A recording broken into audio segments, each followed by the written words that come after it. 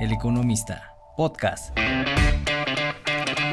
Bienvenidos a Oye Cracks, el nuevo programa del Economista donde los invitados rompen esquemas, van un paso adelante y son expertos en diversos temas. Acompáñenos todas las semanas y escúchenos desde su plataforma favorita. Hola, ¿qué tal amigos del Economista? Los saluda de nueva cuenta Jimena Bravo y el día de hoy estoy muy feliz por empezar un nuevo capítulo en este Oye Cracks, un capítulo dedicado a la publicidad, algo que creo que todos somos parte de ella, que ha tenido grandes avances en los últimos años. Y qué mejor empezar con esta serie de capítulos que con un experto, que con un crack, que es Rubén Gómez. Bienvenido, Rubén. Él es Regional B&I Leader de Group en México. Bienvenido, ¿cómo estás, Rubén? Muy bien, Jimé. Muchas gracias por este espacio y pues veamos de qué se trata este Hay tema. muchísimas cosas de qué hablar, por supuesto. Y a mí, Rubén, me encantaría empezar por este tema que es el reach o el alcance.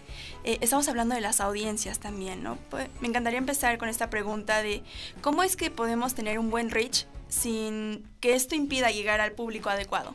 Háblame un poquito de eso. Yo creo que el reach hoy día, como lo teníamos conceptualizado hace 5 o 10 años, sin duda alguna no es suficiente. O sea, hoy el pensar en solamente alcanzar a un gran volumen de personas como tal no es suficiente porque dejas de ser relevante. Yo creo que hoy el reach lo tenemos que descomponer en diferentes elementos. O sea, el reach como tal, como lo conocemos, sin duda alguna nos ayuda a poder contribuir a todo lo que estamos construyendo como marca. Ese reach potencialmente nos lo dan principalmente esos medios lineales, pero yo creo que hoy tenemos que empezar a hablar de otro concepto que es relevant reach. Y ese relevant reach en realidad lo podemos obtener con lo que nosotros llamamos extensiones digitales de los medios, ¿no? O sea, es decir, no el medio lineal como tal, sino ese complemento. En el caso de tele, por ejemplo, Addressable TV o TV en streaming. En el caso de medios impresos, el complemento justamente que está en online. O en el caso de outdoor, en donde cada vez vemos más elementos digitales. Entonces es ahí donde podemos lograr justo esa segmentación que mencionas y me va a contribuir a ese alcance total. Y yo creo que hoy estamos llegando y nos estamos enfocando a este tema de hiperpersonalización, ¿no? En donde ya tocamos ya no solo personalización, no, hiperpersonalización, en donde pues en teoría conocemos mucho más justamente al usuario, al consumidor, al tener su comportamiento, sus gustos, entonces podemos hacer acciones mucho más uno a uno en ese sentido, y todo en su conjunto es justamente lo que nos va a ayudar a construir ese reach total, ¿no? Pero digamos que ese concepto de reach hoy ya no es suficiente y tendríamos que pensar en muchas otras cosas para alcanzar al público objetivo al cual queremos llegar, ¿no? Sin Así duda. es, y ser mucho más específico, ¿no? En este sentido. Y por ejemplo, ahorita que me hablas de los medios, ¿no? Hemos visto este cambio no de los medios tradicionales, pero sí también ha venido a cambiar las redes sociales, el comercio electrónico. ¿Cómo ha sido todo este cambio? ¿Cómo va a cambiar también para este 2024? Háblanos un poquito de esto. Bueno, sin duda alguna, hoy yo creo que estamos en un punto en donde realmente podemos hablar de la digitalización de los medios, porque en prácticamente todos los medios lineales pues tenemos esas extensiones digitales. Y eso nos permite no solamente jugar con ese alcance y esa masividad, sino con esa segmentación de audiencias que al final del día es donde queremos hilar un poco más fino. Pero lo que también ha traído la digitalización, sin duda alguna, es esa hiperfragmentación. O sea, porque tenemos más canales, tenemos más opciones en la web, en los medios lineales, y eso en lo que se traduce es una pérdida de atención por parte del consumidor, ¿no? Nosotros le llamamos inflation attention, en donde de alguna u otra manera pues tienes muy pocos segundos para poder captar la atención del consumidor, pero más allá de la atención yo hablaría de un concepto que es relevancia. O sea, en realidad sin duda alguna la atención es importante, o sea, el captarla, y una vez que la tienes, pues tienes que buscar ser relevante con ese consumidor. Ya te voltearon a ver, ahora qué discurso doy y cómo establezco esa relación para al final del día ser lo suficientemente relevante. Entonces, hoy estamos hablando de hiperfragmentaciones, de una pérdida total de atención por parte del consumidor, y eso nos lleva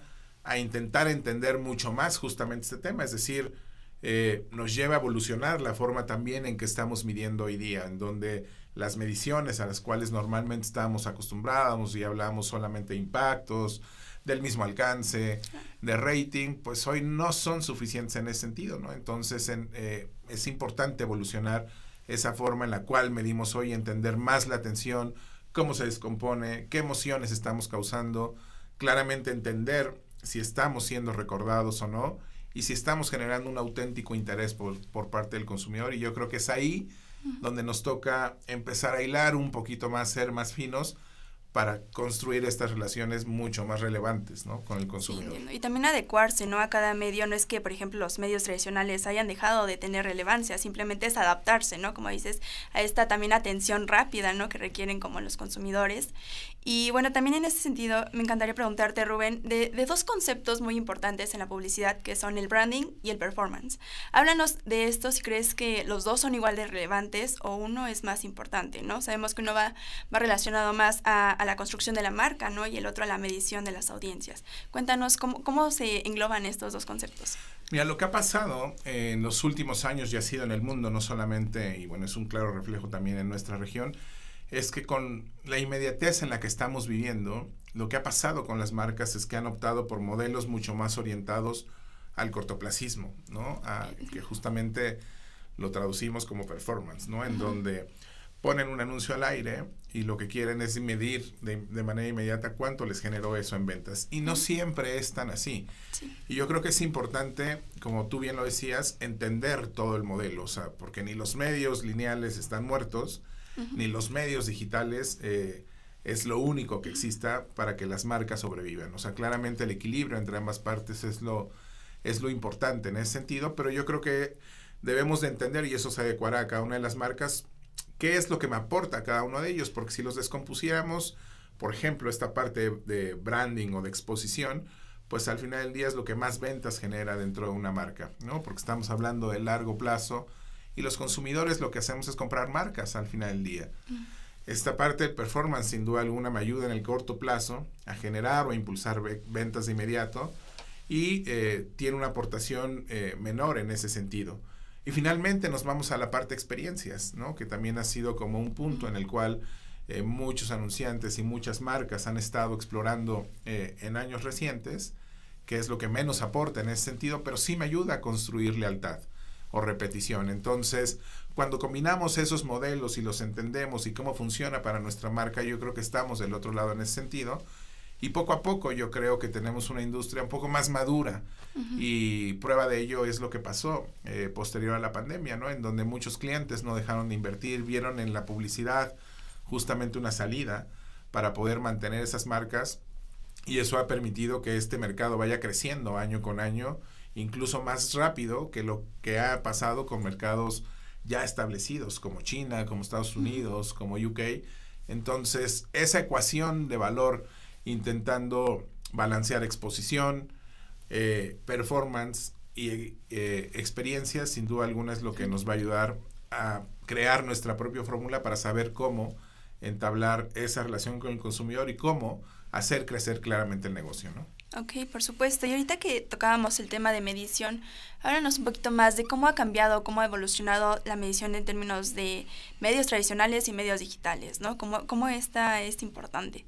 Yo creo que hoy todavía estamos entrampados en ese tema. Okay. Todavía no logramos realmente esa integración. O sea, hoy deberíamos estar trabajando más en mediciones enfocadas en el individuo como tal, y no en el hogar, como sucede hoy día. Y eso, digamos que es como el santo grial, que en muchos países todavía no se logra tener. Hay grandes avances, claramente mercados mucho más evolucionados.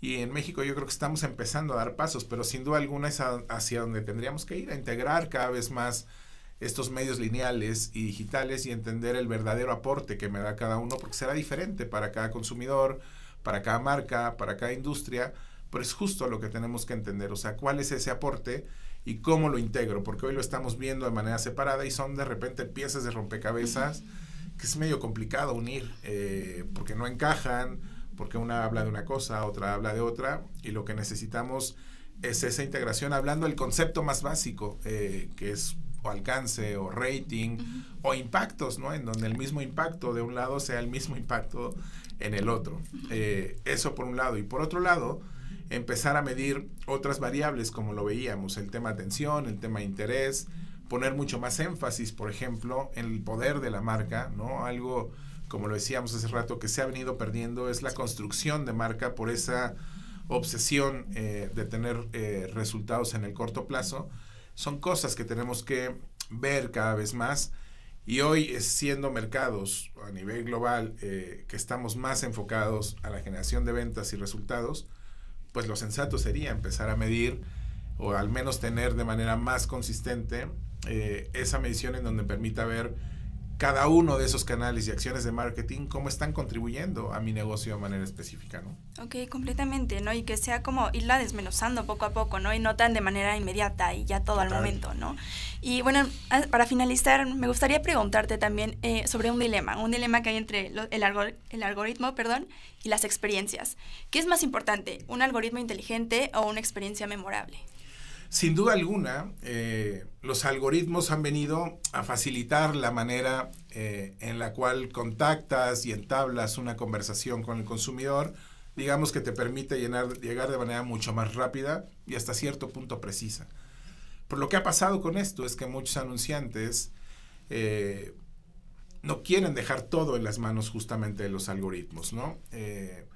Puede ser por el tema de privacidad, puede ser por el tema de que pese a que tienes ese conocimiento, pues no es una relación necesariamente uno a uno, y están volteando a ver cada vez más el tema de experiencias de manera vivencial, ¿no? En donde tienes dos grandes mundos que son el deporte y la música, que sin duda alguna es de donde se están apalancando la gran mayoría de las marcas para entablar esas relaciones. O sea, lo que hoy estamos viendo de alguna u otra manera es que este año particularmente muchas marcas voltearán a ver o empezarán a construir este tipo de relaciones, y prueba de ello, por ejemplo, es Netflix, ¿no? En donde ellos para el siguiente año esperan abrir muchas tiendas físicas en el mundo justo para entregar a estos consumidores la experiencia de sus series, poder tener un espacio para convivir, para consumir.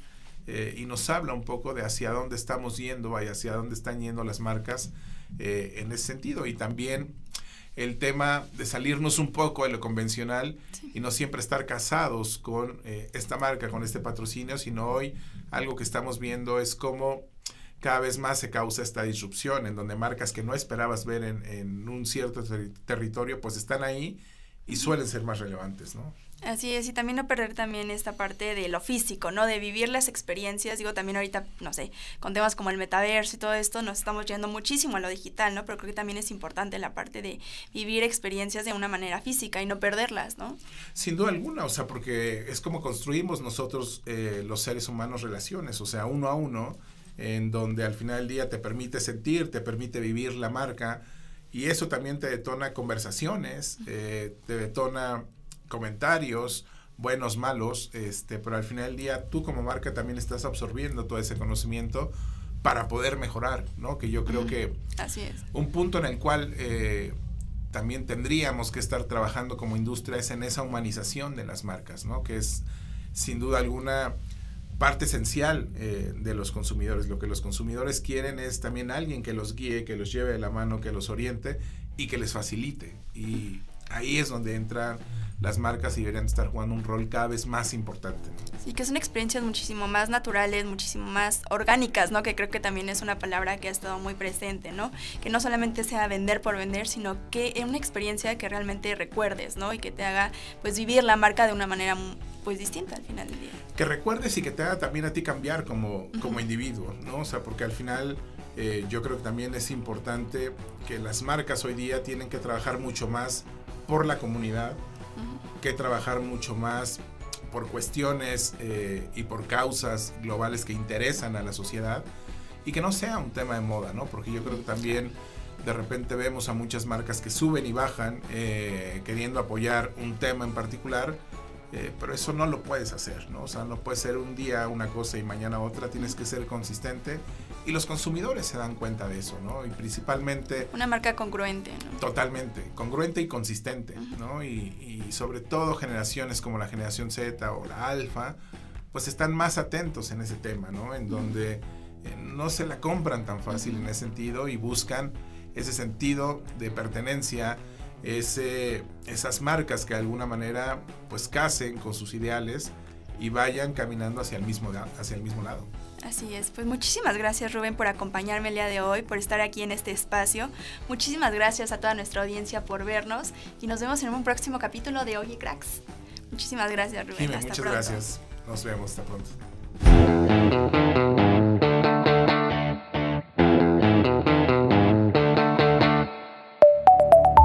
El Economista, podcast.